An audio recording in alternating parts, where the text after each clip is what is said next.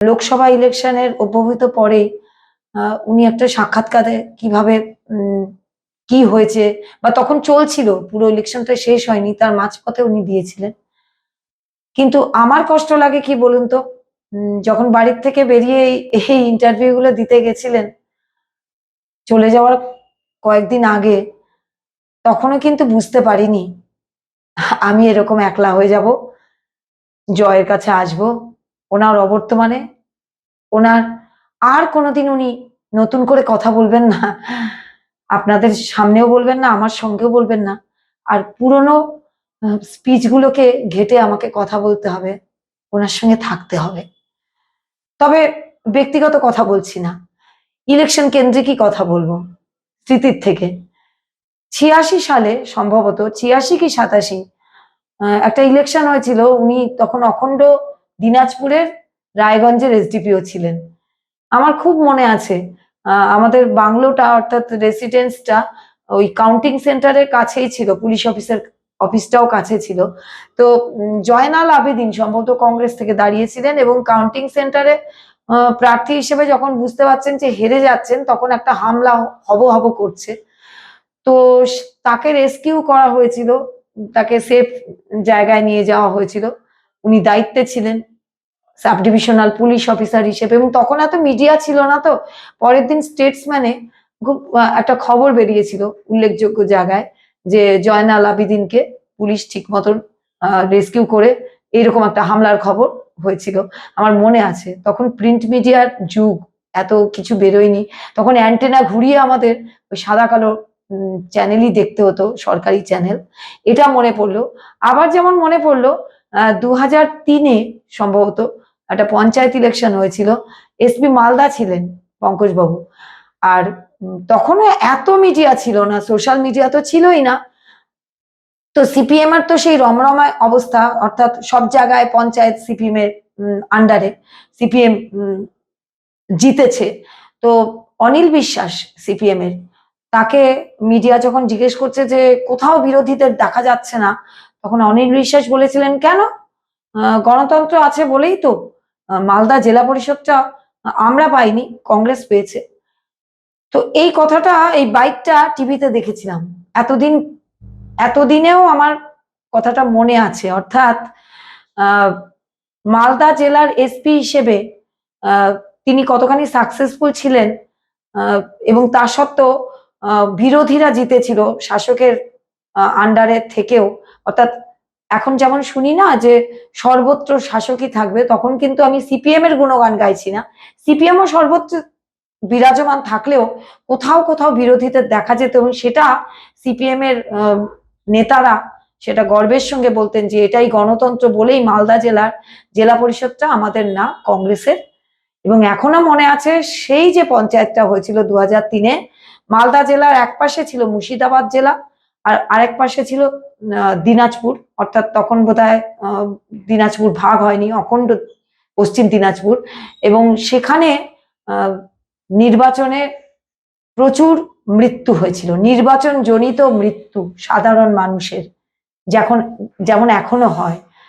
কিন্তু সেই যে নির্বাচনের সাফল্য, যে মালদা জেলায় একটিও নির্বাচন সংক্রান্ত মৃত্যু দেখানো যায়নি, এবং তার জন্যই সম্ভবত 2004-এ যে লোকসভা ইলেকশন হয়েছিল, সেখানে ইলেকশন কমিশন পঙ্কজ বাবুকে নদিয়া জেলার এসপি বিনয় চক্রবর্তীকে তার অভিযোগ থাকার জন্য সরিয়ে দিয়ে পঙ্কজ বাবুকে বসিয়েছিলেন।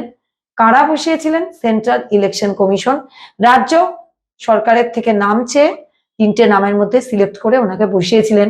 আজকে যখন নির্বাচন নিয়ে এত মারামারি কাটাকাটি, এত বাইনারি, তার মধ্যে কিন্তু বাড়ির মানুষ হিসেবে, পঙ্কজবাবু সহধর্মিনী হিসেবে আমি গর্বিত বোধ করি আজকে যে ইলেকশন কমিশন তাকে বসিয়েছিলেন নদিয়া জেলার এসপি হিসেবে 2004-এ, তার কেরিয়ারের গ্রাফটা দেখে। এবং সব থেকে বড় গর্ব যেটা, যে 2004-এও কিন্তু তিনি খুব ভালোভাবে সামলেছিলেন লোকসভা ইলেকশন, এবং তার অনেক প্রমাণ আছে। একটি প্রমাণ আমার মনে আছে, যে সিপিএম এর থেকে অলোকেশ বাবু সম্ভবত এখনো দাঁড়ান উনি, বিশাল মার্জিনে জিততেন, লাখেরও বেশি। কিন্তু তার আমলে অলোকেশ বাবু জিতেছিলেন, মার্জিনটা অনেক কমে এসেছিল। অর্থাৎ কে জিতবেন কে হারবেন, কতটা গ্যাপে জিতবেন সেটা বড় কথা না। পুলিশের কাজ হচ্ছে আদর্শ পুলিশ হিসেবে নির্বাচনটাকে কন্ডাক্ট করা। অলোকেশ দাস সম্ভবত এখনো উনি দাঁড়ান সিপিএম এর থেকে। তো সেই যে 2004-এ যে ইলেকশনটা উনি কন্ডাক্ট হয়েছিল ওনার আমলে অ্যাজ এসপি, সেখানে কিন্তু উনি নিরপেক্ষ নির্ভীকভাবে কাজ করেছিলেন।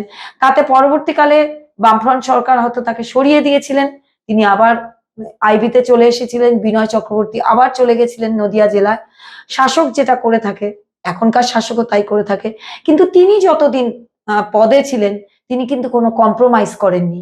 এই কথাগুলো আমার আজকে খুব নেপথ্যচারিণী হিসেবে সঙ্গে ছিলাম মনে পড়লো, আর সেটাই আপনাদের সঙ্গে শেয়ার করলাম। ধন্যবাদ।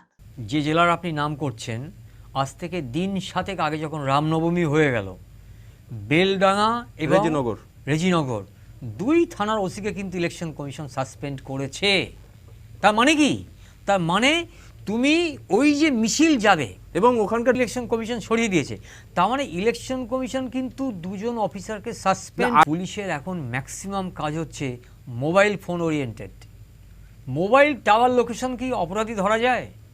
এর জন্য সোর্স লাগে, এজেন্ট লাগে। এই যে আগে আমাদের সময় আমাদের খুব নির্ভরযোগ্য সোর্স ছিল, তাদেরকে পে করতে হতো, তাদেরকে গভীর মনঃসংযোগতাকে রক্ষা করতে হতো, বাঁচিয়ে রাখতে হতো। আমার সোর্স কে ছিল সেটা আমার এসপিও জানবে না, ডিআইজিও জানবে না। হয়তো আমার পাশে বসে একসঙ্গে চা খাচ্ছে, কিন্তু সে জানে না সে আমার সোর্স। সে আমাকে এমন খবর দিয়ে দেবে যে খবরের ভিত্তিতে আমি বড় বড় রিকভারি করব, আর্মস অ্যামুনিশন ধরবো, বড় টাকা সিজার করব, বড় এনডিপিএস অ্যাক্টের কেস ধরবো। সেটা নেই, সেই চর্চাটাই নেই এখন। সেই চর্চা না থাকলে বোমটা ধরবেন কোন জায়গা থেকে? বোমটা ধরতে গেলে আপনাকে সোর্স এনগেজ করতে হবে, জানতে হবে। আরেকটা জিনিস আপনি খেয়াল করে দেখবেন, এটা কেন হচ্ছে? পুলিশের ব্যর্থতা, সরকারের ব্যর্থতা। আপনার কাজ হচ্ছে, মনে রাখবেন, যে প্রিভেন্টিভ অ্যান্ড প্রিএমটিভ। আপনাকে ঘটনা ঘটার আগে সেটাকে প্রতিহত করতে হবে। সেইটা কিন্তু আপনি করতে পারছেন না এখন। সেটা না পারাটা কিন্তু একটা ব্যর্থতা।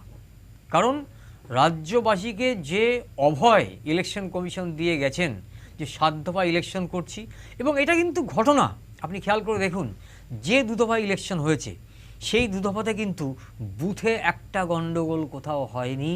এটা খেয়াল করে দেখবেন।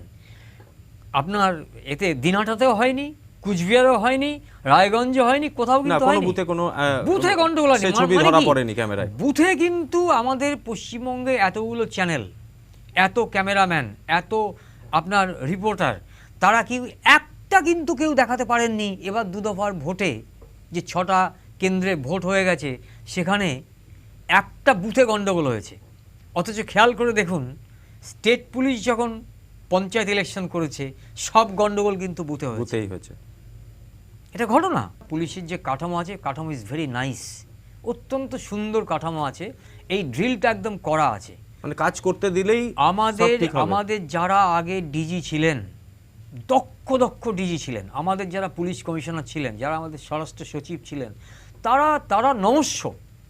তারা যেসব জিনিস সাজিয়ে দিয়ে গেছেন, যেমন একজন দক্ষ বাবা তার মৃত্যুর আগে তার ছেলেকে সম্পত্তি থেকে সব সাজিয়ে দিয়ে যায়, তাকে বলে, বাবা এইটা এইখানে আছে, ওটা ওইখানে আছে, তুমি এটা এইভাবে খরচ করো। ঠিক সেইভাবে ড্রিলটা করা আছে। আপনার কাজ হচ্ছে শুধু কাজটা সেইভাবে করা।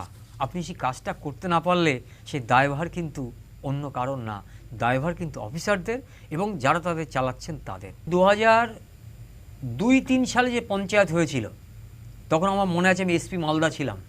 আমার একদিকে ছিল মুর্শিদাবাদ, একদিকে ছিল আপনার উত্তর দিনাজপুর, তো পশ্চিম দিনাজপুর।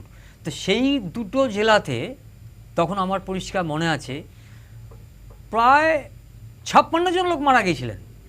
ডোমকলে মারা গিয়েছিলেন প্রায় 30 জন মতো।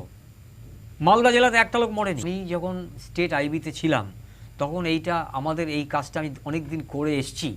তখন পলিটিক্যাল অনেক জিনিস আমার নিজের হাতে করা আমি জানি রাজ্য পুলিশের। তো এই জন্য আপনাকে বলছি যে যারা কর্পোরেট মিডিয়া এটা করছে, ন্যাশনাল চ্যানেল যারা হিন্দি এবং ইংলিশ চ্যানেল যারা চালান, দেখুন কারোর হাতে 18টা চ্যানেল আছে, কারোর হাতে 6টা চ্যানেল আছে, কারোর হাতে 10টা চ্যানেল আছে, তারা মিডিয়া কন্ট্রোল করেন। তারা ওখান থেকে বলে দিচ্ছেন যে এই লোকটাকে আসতে দিও না। প্রথম আমি একটা জিনিস আমার সমস্ত অফিসারদের বলতাম যে তোমরা নির্ভয়ে কাজ করো, উইদাউট ফিয়ার অ্যান্ড ফেভার কাজ করো। তোমাদের যদি কোনো কিছু হয় তার দেখার দায়িত্ব আমাদের। তোমরা একদম সম্পূর্ণ নিরপেক্ষভাবে কাজ করো। প্রশাসনিক কালারটা যেটা আছে, যে কোনো কাস্ট, কালার, ক্রিড, রং দেখে কাজ করো না। নির্ভয়ে স্বাধীন চিত্তে কাজ করো।